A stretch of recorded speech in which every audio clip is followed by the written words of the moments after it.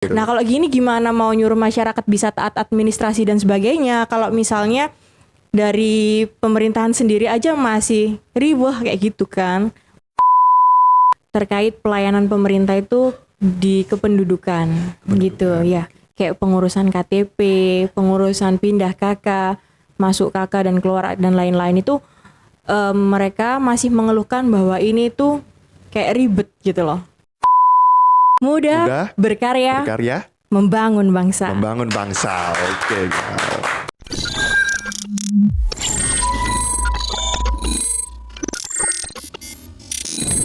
Halo Rek, kembali lagi di acara GS TV bersama saya Rail Safaat, dan kali ini kita ditemani oleh perempuan muda yang hebat tentunya. Siapa lagi kalau bukan dari Kak Farhina. Halo. Bagaimana Kak Farhina tadi perjalanan ke sini, apakah lancar? Alhamdulillah lancar ya, meskipun sedikit macet karena jam pulang kerja mungkin ya. Oh, mungkin pulang kerja ya. Iya. Jam-jam segini emang rawan pulang kerja, Iya, agak macet ya. benar. Oke. Sebelum memulai obrolan lebih lanjut, aku ingin tahu nih Kak, apa sih latar belakang dari Kakak sendiri? Latar belakang dari saya sendiri sih background terakhir kuliah itu kesehatan masyarakat. Kesehatan masyarakat. Iya. Kuliah di mana Kak? FKM Unair. FKM Unair. Oke. Iya. Untuk SD, SMP? Untuk SD saya di SDN Ketabang Kawasan. Iya. Untuk SMP saya SMP Negeri 3 Surabaya. SMP 3 Dan SMA-nya di SMA Wahid Hasim 1 Surabaya. Oke. Gitu. Kak. Oke, aku juga ingin tahu nih Kak, apa saja sih kesibukan Kakak akhir-akhir ini?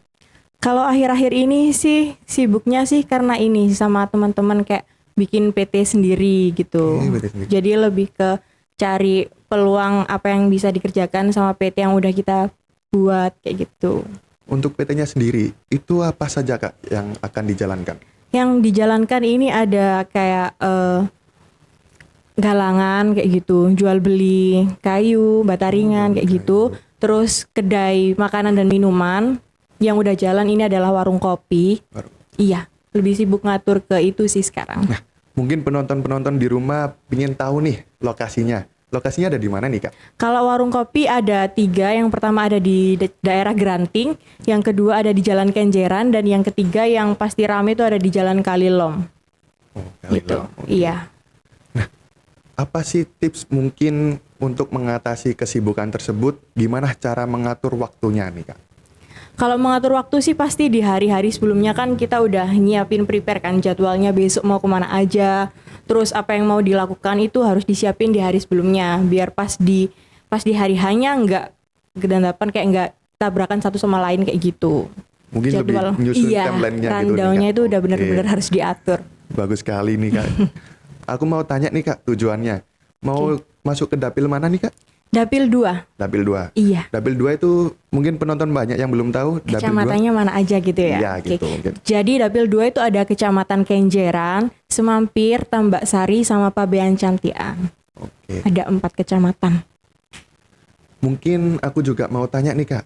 Apa saja sih bentuk support dari keluarga dan juga mungkin lingkungan sekitar Kakak nih? Oke. Kalau keluarga sih orang tua yang pasti terutama doa ya. Doa orang tua, restu orang tua, suami itu harus wajib, plus mertua itu wajib ya. Terus kalau support dari teman-teman itu mulai sekarang tuh teman-teman itu udah jalan gitu kan. Mulai memperkenalkan siapa sih Farhina ini kayak gitu. Itu yang dilakukan teman-teman sekarang. Dan mungkin nih Tuhan berkehendak emang untuk Kak Farhina bisa menjadi mewakili Dapil 2 tersebut. Iya. Mungkin apa saja sih visi misi dari Kak Farhina sendiri? Kalau tujuan utama saya sih tetap basic saya kan emang di kesehatan masyarakat nih. Tapi saya lebih prefernya itu ke kegiatan sosial. Jadi saya ada sebuah kayak komunitas sosial gitu, namanya Pasukan Hore. Tiap bulan kita ada agenda, setiap minggu ada agenda. Nah, harapannya kalau memang takdirnya Tuhan saya jadi dewan, lebih mengutamakan untuk rakyat deh gitu loh. Untuk rakyat. Untuk rakyat. Jadi tuh kita benar-benar apa sih permasalahan yang dialamin oleh rakyat sekarang kayak gitu. Itu yang akan ditonjolkan dan akan dianalisa lagi nanti untuk program-program selanjutnya berdasarkan hasil analisa tersebut gitu. Oke. Dan apabila nih amit-amit saja, Iya. bila tidak terpilih, apakah kegiatan sosial tersebut tetap berjalan dan tetap di Partai Golkar atau malah sebaliknya nih Kak? Kalau misalnya takdirnya memang belum terpilih, Oke.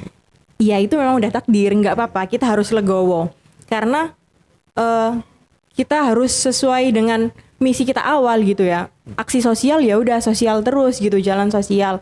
Meskipun nggak jadi dewan pun, tetap harus melakukan kegiatan itu secara rutin. Jadi kita tetap beraksi, tapi memang bukan sebagai dewan, bisa sebagai masyarakat biasa kayak gitu. Yang penting visi misinya tetap untuk sosial. Kenapa memilih Partai Golkar? Milih Partai Golkar sih pertama karena ini ya, merupakan partai yang kuat. Jadi dari dulu itu udah ngamatin Golkar itu partai yang kuat. Nah, di sini kan juga banyak teman-teman yang muda gitu kan. Ya. Jadi kan kesempatan untuk komunikasi, tukar pikiran dan lain-lain itu juga pasti lebih oke gitu. Makanya saya pilih Partai Golkar. Kak Farhina, aku juga mau tahu nih, mungkin apa saja sih kegiatan sosial yang sudah Kakak alami? Yang udah pernah dilakukan nih ya. Iya, Jadi betul. kegiatan sosial yang ini terutama yang rutinan nih. Kalau di mingguan kita setiap hari Jumat itu ada bagi-bagi nasi. Bagi-bagi nasi. Iya, Jumat malam itu bagi-bagi nasi ke masyarakat-masyarakat yang biasanya memang di pinggir jalan, mohon maaf ya, yang tidur di becak kayak gitu. Nah, terus kalau misalnya bulanan, itu kita bulanan ada santunan anak yatim. Jadi memang udah ada sih anak-anak yatim yang ada di bawah naungan kita. Jadi emang udah ada adik-adik yatim di bawah naungan komunitas saya. Itu namanya kalau kita sebut itu anak langit. Oke, anak langit. Iya, jadi itu tiap bulan kita ada santunan sama anak langit, kita ngecamp bareng, kita main bareng, terus nanti diakhiri sama santunan. Plus belajar bareng di dalamnya, kayak gitu. Sangat bagus sekali ya Kak. Tapi aku juga mau anak langit ini apa nih Kak? Jadi anak langit itu lebih ke ini sih, kayak kata kiasan mereka itu sebenarnya benar-benar berharga gitu loh. Jadi oke, memang kadang ada beberapa orang yang tidak menganggap mereka di bumi gitu ya, di tanah gitu ya. Tapi sebenarnya kalau di langit itu semuanya itu menganggap mereka itu adalah orang-orang yang luar biasa. Mereka yang bisa hidup dengan mungkin nggak dua-duanya ya, salah dengan satu orang tua aja itu mereka udah keren banget. Mereka bisa bertahan hidup dengan support hanya salah satu orang tua aja itu dengan mental yang masih bagus gitu ya, itu udah keren banget. Mau belajar, mau berkarya itu keren. Itulah anak langit. Oke Kak Farhina, mungkin saya dan teman-teman yang nonton ingin tahu nih, alasan mendasar dari Kakak ingin menyalek itu apa? Alasan benar-benar yang paling dasar ini sebenarnya saya dari dulu itu punya cita-cita bikin ini kayak rumah singgah. Jadi saya dulu nyebutnya itu rumah singgah. Jadi rumah singgah itu di situ tuh tempatnya adik-adik yang nggak punya rumah gitu, yang biasanya jual koran kayak gitu, ngamen. Itu dari dalam hati saya tuh pengen bikin tempat buat mereka belajar. Nah, kebanyakan dari adik-adik yang seperti itu tuh kan nggak ada tempat buat belajar kan, buat tidur aja mereka juga nggak ada. Jadi tuh pengen bikin tempat buat mereka belajar, compare dengan kebijakan pemerintah. Nah, kalau misalnya udah di ranahnya nih, udah jadi kan pasti nanti kan ada gimana nih caranya, peraturan kebijakan pemerintah itu seperti ini, terus keinginanku itu seperti ini gitu kan, pasti bisa kan. Kan ini kan juga untuk kebaikan gitu. Tapi untuk Kakak menanggulangi para pemuda itu, apakah Kakak mempunyai tim juga di luar untuk mencari-mencari?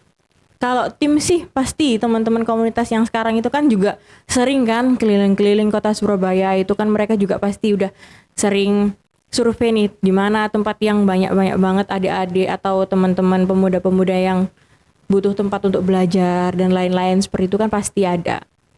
Bisa aja kalau itu. Aku dengar-dengar nih, DCS sudah diumumkan. Mungkin apa sih langkah selanjutnya buat Kakak?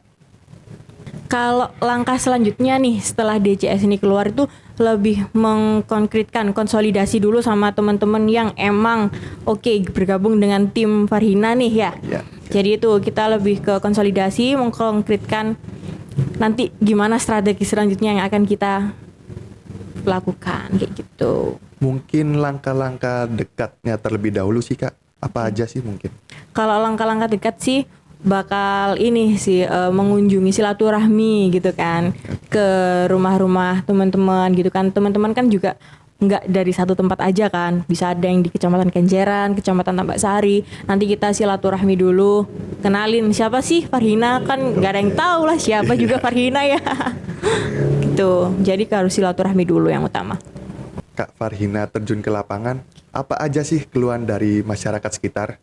Kalau keluhan masyarakat selama ini yang saya dapatkan nih, paling banyak itu terkait pelayanan pemerintah itu di kependudukan gitu ya. Kayak pengurusan KTP, pengurusan pindah KK, masuk KK dan keluar dan lain-lain itu mereka masih mengeluhkan bahwa ini tuh kayak ribet gitu loh. Nah, Ribet dan lama ya? Iya, mungkin? ribet dan lama. Ribetnya tuh gimana? Jadi gini, pemerintah Surabaya ini udah bikin sistem ya. Kita bisa ngurus apapun secara online. Baik ngurus KTP, KK, masukin akte dan lain-lain itu kan kita udah bisa ngurus secara online. Nah, jadi salah satu keluhan masyarakat tuh gini. Mereka udah ngurus online, waktu konfirmasi mau ngecek data dan lain-lain, itu data mereka di kelurahan tuh belum masuk. Gitu. Jadi habis nikah nih, Iya. pindah kakak gitu kan. Pindah kakaknya kan masuk ke kakak suami si istrinya nih. Tapi dikonfirmasi ke kelurahan, itu data suami itu masih sama keluarganya, belum pisah sama istrinya ini. Padahal data di online itu udah jelas-jelas benar-benar udah terbit kakaknya. Oke. Tapi data di kelurahan tuh belum. Nah, jadi tuh logikanya gini. Pemerintah bikin sistem yang lebih praktis gitu ya dengan Iya, cara online yang kekinian gitu. Tapi kalau misalnya di realnya, di nyatanya nggak bisa muncul, apalagi kan kalau misalnya biasanya di kelurahan kan data-data apa kan mereka pasti mengutamakan data yang real. Ya, data Ya, aslinya. data aslinya. Belum ada, ya gimana gitu kan.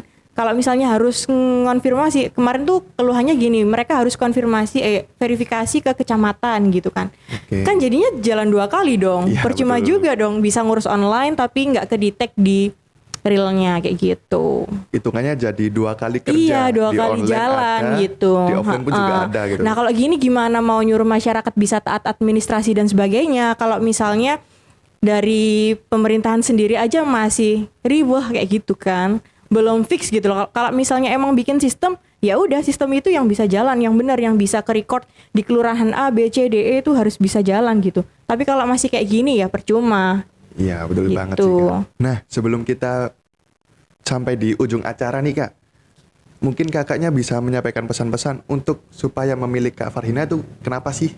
Kalau teman-teman di Dapil 2 mau diwakilin sama yang muda, beda, dan perempuan atau wanita, pilih Kak Farhina. Sebelum acara ditutup nih, mungkin kakak memiliki jargon yang mau disampaikan kepada para penonton di rumah. Ada Apa tuh, jargon. Kak? Oke.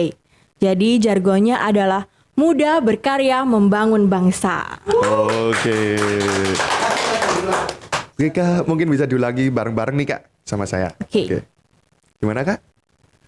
Jargonnya. Oke. Oke, 1, 2, 3. Muda, Muda, berkarya, Berkarya, membangun bangsa. membangun bangsa. Oke Kak. Oke Kak Farhina, kita sudah sampai di penghujung acara nih. Terima Oke. kasih Kak Farhina udah menyempatkan waktunya untuk hadir di sini. Sama-sama. Untuk para penonton, jangan lupa menyaksikan episode GS TV selanjutnya.